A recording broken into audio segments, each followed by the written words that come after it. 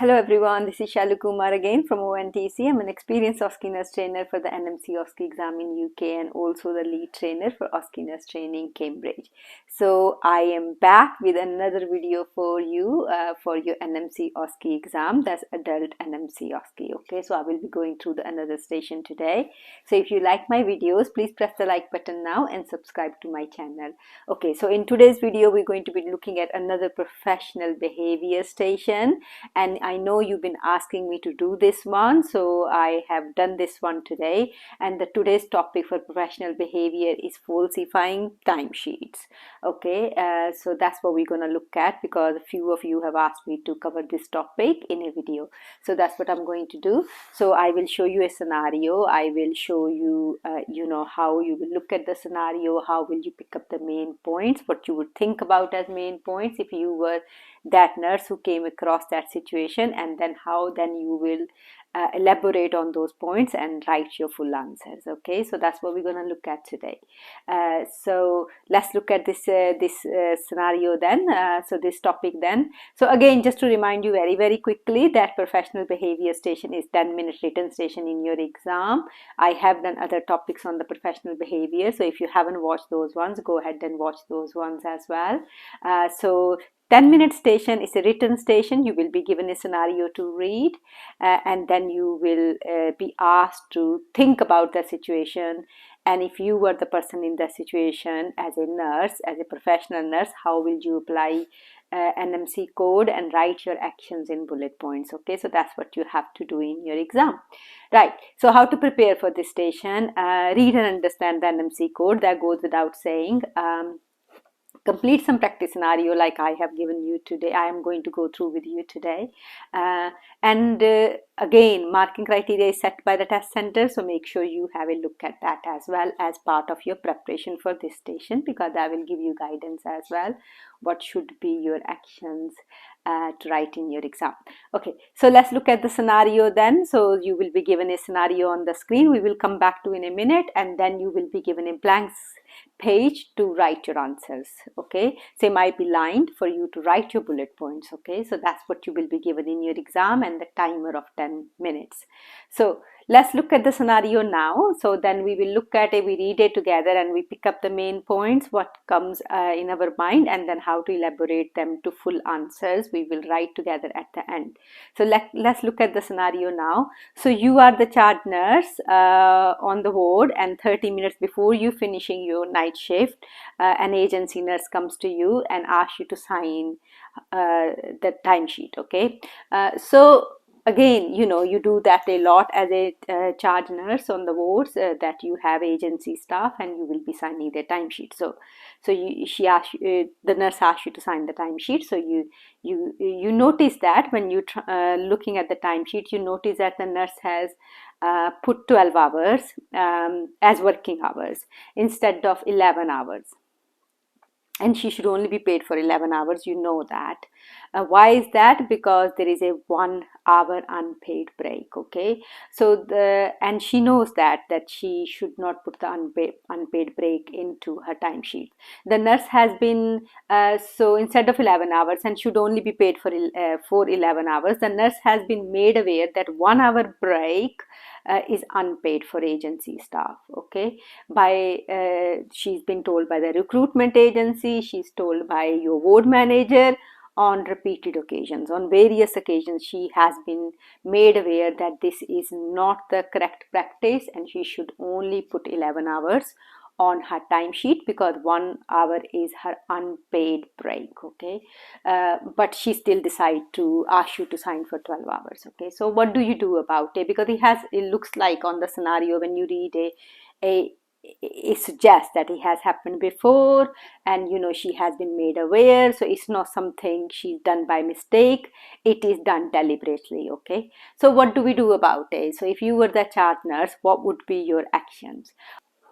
So the first thing to think about is that recognizing that your colleague has deliberately falsified timesheets for financial gain, obviously, and it is a fraud. If somebody does something by mistake, that's different thing, but this nurse has been made aware previously that she should not add 1 hour break into her working hours for getting paid. So that this is definitely done deliberately, okay, and it does count as a fraud. And it's a fraudulent behavior. Next one which comes to your mind is your professional duty to report this. Okay, you have to report this. It's important that you report this. So that's another thing. Next thing is absolutely you know that that you will report it to your line manager because it's a dishonest behavior. Then you need to document the event and complete an incident form. So that's important that you document this because you might forget what happened later on. And another thing is you may be asked to make a formal statement by your manager and also by the NHS fraud team. Okay, so that's something you need to keep in mind. Obviously, this is a dishonest behavior and it does not reflect the values of nursing profession, which is honesty and truth. So that's the other thing which comes to your mind. So these are the main points which are coming to our mind when we apply the NMC code to this scenario. So okay, so how do we elaborate and write the full answer? So that's on the next sheet. I've written it for you. So let's have a look at it, what I have written. The first thing is I recognize that falsifying timesheets for personal gain is an unlawful fraudulent behavior. Okay, so second thing is it is my professional duty to report my colleagues' dishonest behavior to my manager, which may result in notification to NMC. Okay, and if I don't report this concern, it brings my own practice into question and places my own registration at risk, reflecting the duty of candor. Okay, so that's really, really important. Third one is I will report. So you know it's your responsibility to report, then you're going to go ahead and report it. So the third point is I will report concern to my manager and also to the temporary staffing manager, because every trust has and hospital has a temporary staffing manager. So you will report to the temporary staffing manager as well, because you need to make that person aware as well.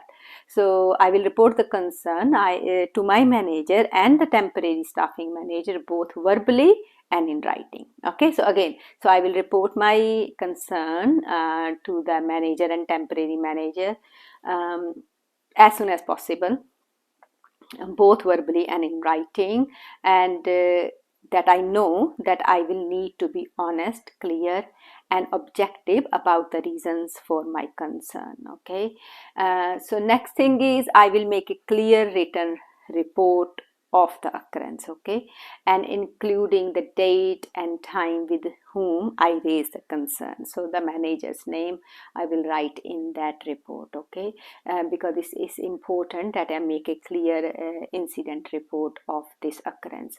Next one is I recognize that I may be asked to make a formal witness statement for the NHS fraud team and the police also, okay, because it does count as a fraud, so it may be reported to police as well. Okay, so the last one is I recognize that the fundamental values of the nursing profession are truth and honesty, and then this behavior does not promote the standards and values set in the code of promoting professionalism and trust. So that's the one principle it applies to, the professionalism and trust. So you will write that. Okay, so these are the main 6 points, and then how you can elaborate and write in full sentences like I have shown you.